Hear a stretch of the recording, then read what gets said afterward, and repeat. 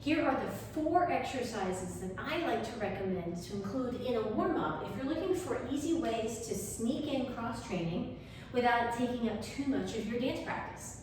So thinking about cross-training, we've talked about how cross-training are movements that are kind of supporting your highland dancing by balancing out your training. So we're going to target movements that are not focused on turnout, but we're going to focus on movements that are more neutral, that get different parts of the muscles, different parts of the joints to move in a slightly different way. So you're balancing out your overall movements with dancing, okay? So here are the 4 exercises that I like to include in all of my warm-ups and throughout my workouts. And the first one is the basic squat. A dancer should be able to, even from the side or from the front, be able to sit back in an imaginary chair and then come back up to a standing position. And as they're doing this, they're initiating the movement from the hips. We're going to sit back first and then bend the knees.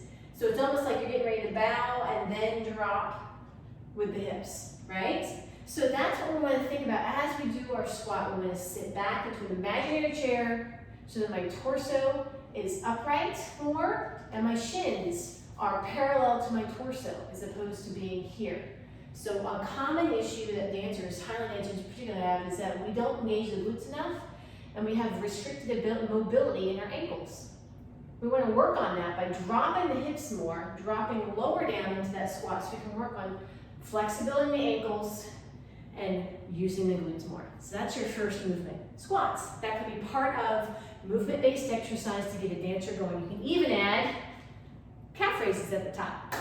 Let's move on to our next exercise. Exercise 2 is going to be just your basic back lunge. You step down and raise the arm. And this is a great way to warm up the front of that knee to be in line with proper positioning. It's also a good way to stretch out your hip flexors. And more importantly, this is a fantastic exercise to not only stretch the hip flexors, but activate the glutes again, right? Another area, another exercise that's teaching you to train for the right muscles for power. So when you step back, squeeze that glute muscle, then reach up. Same thing on the other side. Step back, squeeze the glute muscle, then reach up. Not only will you feel a better stretch in your hip flexor, more importantly, you're teaching your glutes to start getting ready. You're saying, wake up, we are going to be used, right? For when you move into your dance practice. So you have better turnout, you'll have better use of those muscles. And that's more important because when you think about highland dancing, we overuse our hip flexors, underuse our glutes.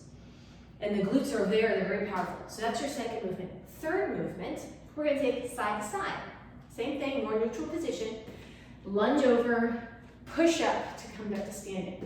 Switch and push up. There's a couple things that tend to happen here. A dancer, when they push off, they tend to push over this way, and then they stand up. I want you to get into the hips, watch your knee alignment, and push up to stand together. So the torso goes up as our focus as opposed to going over. Right? Now from the side, still sitting back, right? We're going to lunge and sit the hips back and push off to stand. Lunge, sit the hips back, push off to stand.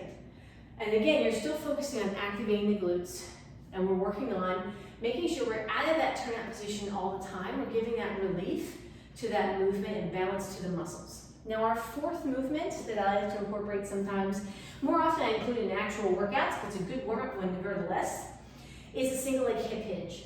So this one requires balance. It's a great way to activate the core to make sure the dancer is properly using their core muscles from their abs, back, and glutes for balance. So let's stand on one leg, soften the knee a little bit, and you're just going to hip hinge and reach down with one hand and come back up and see if they can balance in that upright position before hip hinging and coming back down and coming back up. Couple things to be aware of. You want to focus on the dancer's ability to keep their spine, his or her spine, flat and neutral position. We're not going to lift the hip, and we're not going to lift the hip here either, because I know the hips are going to open up. We're going to keep it not turned out, so that allows us to use the supporting leg, hamstring, and glute as we hinge forward and come up. Then the final part to this exercise is, and my knee tends to want to do this, is that when a dancer hinges, if they don't have enough strength here, they're not using it, they may have the strength, but they have to use it, then they're going to get a knee roll in. It also is common if someone has arches that like to fall inwards, right? So this is an exercise that can help wake up those abductor muscles as well as tighten up those arch muscles so they're stronger to prevent that knee from also rolling in, okay? So if you execute 10 of those on each side, that's activating the glutes, targeting posture, working on abduction and arch strength as well. So those are your 4 exercises, gang. You can easily incorporate them into your warm-up before you even head into all the rest of your dancing. It'd take just 5 minutes out of your warm-up to make sure you start adding in your cross training on a regular basis.